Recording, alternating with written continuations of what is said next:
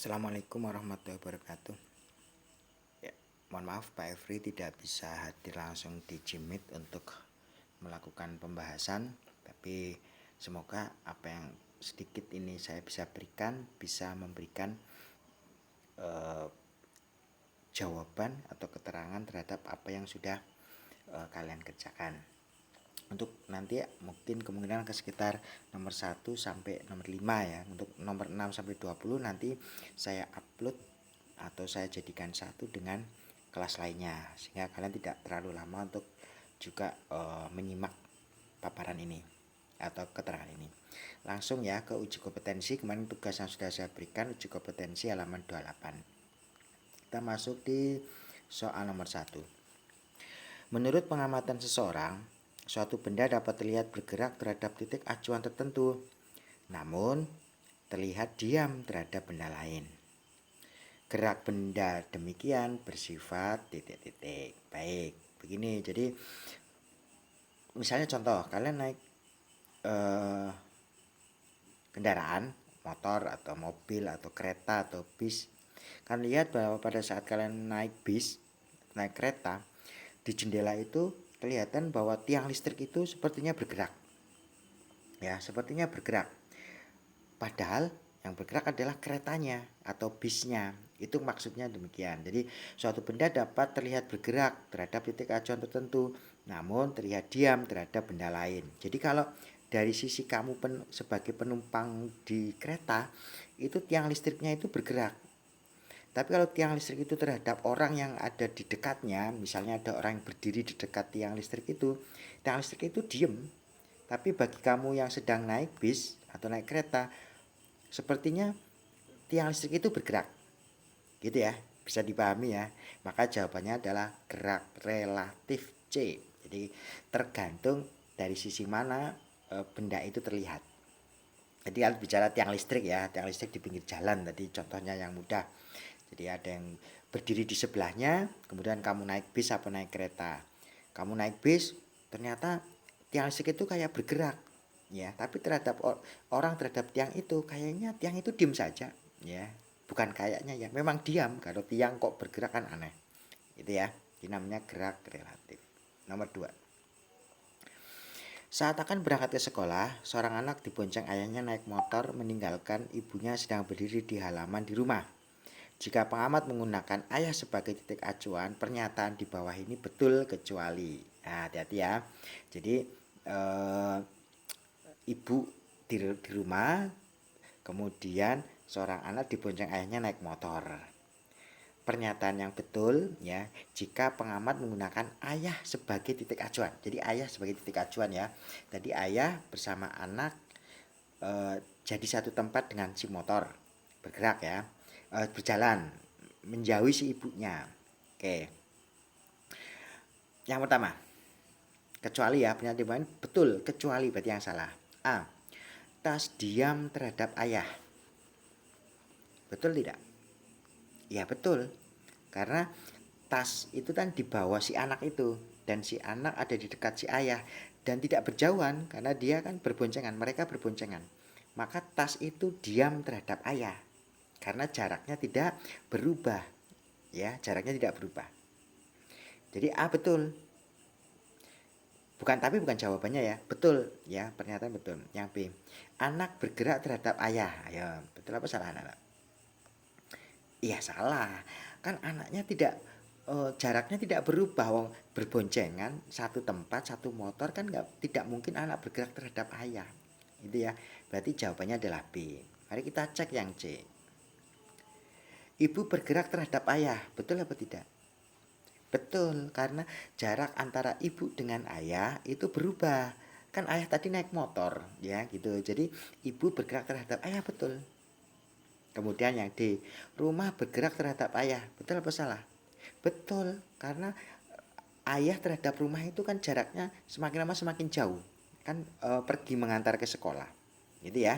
Jadi jawaban yang tepat di nomor 2 adalah tadi anak bergerak terhadap ayah. Salah itu ya. Jadi pernyataan di bawah ini yang betul kecuali B jawabannya. Nomor 3. Perhatikan gambar berikut. Seorang pejalan kaki ini ya, nah, berjalan ke arah utara sejauh 3 kilometer. Kemudian dia berbelok ke arah timur dan berjalan lagi sejauh 4 kilometer. Jarak dan perpindahan yang telah ditempuh pejalan kaki tersebut berturut-turut adalah baik. Kalau menjawab itu kita cari pertanyaan-pertanyaan dulu. Jadi biar mengurangi pilihan yang nanti kita dapatkan. Pertama jarak. Nah, jarak adalah lintasan yang dilalui oleh anak itu, pejalan kaki tersebut. Tadi kemana? Ke arah utara ya, 3 kilometer. Kemudian berbelok ke arah timur 4 kilometer. Berarti jaraknya berapa? Ya betul, 7 kilometer. Jadi nanti jarak 7 kilometer ya, karena dia lintasannya. Sekarang bagaimana dengan perpindahannya? Lihat di gambar.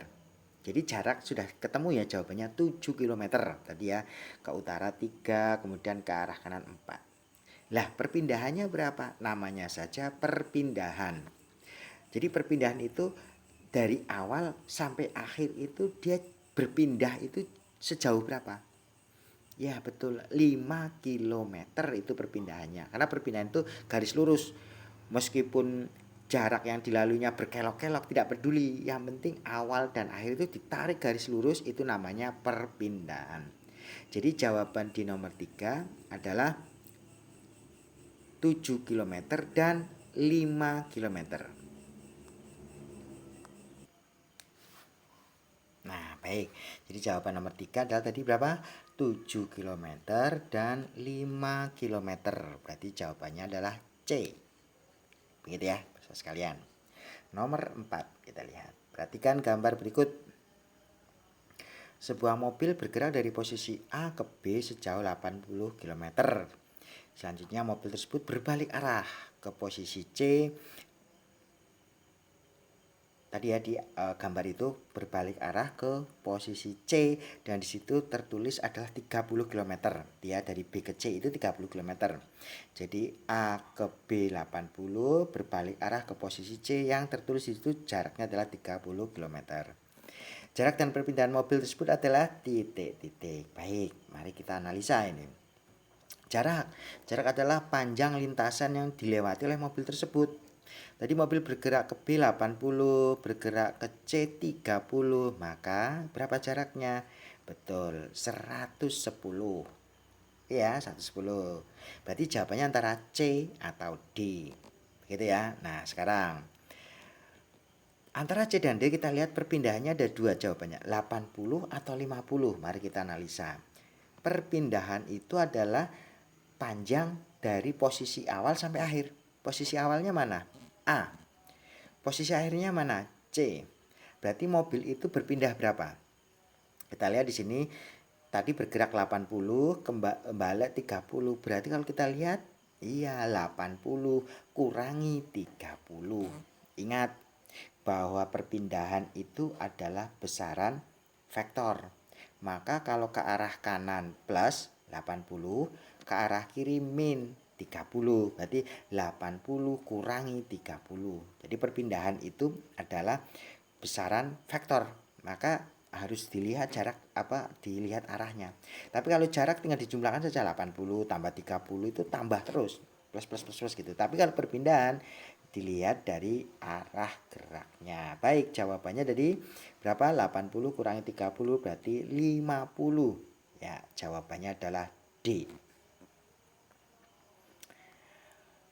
Untuk kali ini sampai nomor 5. Coba kita lihat. Perhatikan tabel di bawah ini. Nah, pertanyaannya apa? Coba kita lihat. Perbedaan kelajuan dan kecepatan yang benar ditunjukkan oleh pernyataan berikut. Baik, kalau ada soal seperti ini kita lihatnya satu persatu dulu. Kalau sudah jelas salah tidak perlu kita pikirkan. Baik, pernyataan 1, kelajuan. Kelajuan itu apa rumusnya? V sama dengan S per T.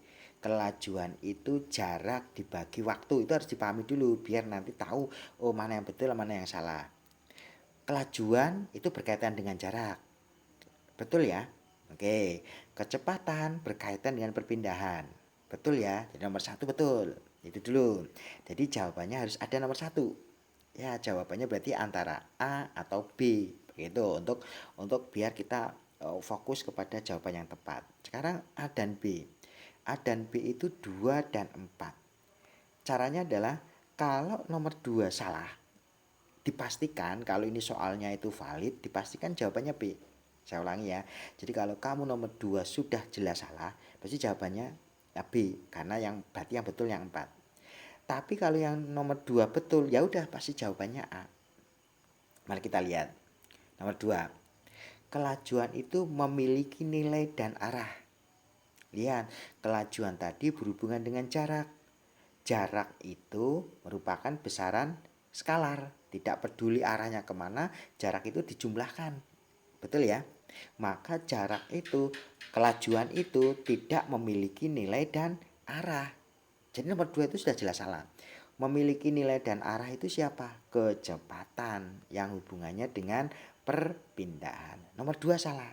Oh ya udah, otomatis jawabannya adalah B. Mari kita lihat. Kelajuan diukur dengan apa? Iya, diukur dengan speedometer, gitu kan? Dengan speedometer. Kalau kecepatan dengan velocitometer. Begitu ya, jadi nomor 4. Kalau dalam ulangan atau ujian ya sudah, kalau sudah betul itu tidak perlu kita bahas nomor 3, tapi Pak Efri perlu tak beritahu apa salahnya nomor 3. Bahwa kelajuan dan kecepatan salahnya apa nomor 3 itu? Kedua-duanya satuan SI-nya adalah meter per sekon gitu ya, meter per sekon. Jadi nomor 3 itu kelajuan dan kecepatan tidak ada bedanya satuannya. Satuannya sama-sama meter per sekon. Demikian yang bisa Pak Efri terangkan sedikit dari 1 sampai 5. Terima kasih yang sudah mengerjakan sampai nomor 20. Semoga nanti dalam ulangan harian pada pertemuan berikutnya bisa mengerjakan dengan maksimal. Yang penting dibaca LKS itu dan buku paket yang berhubungan, tapi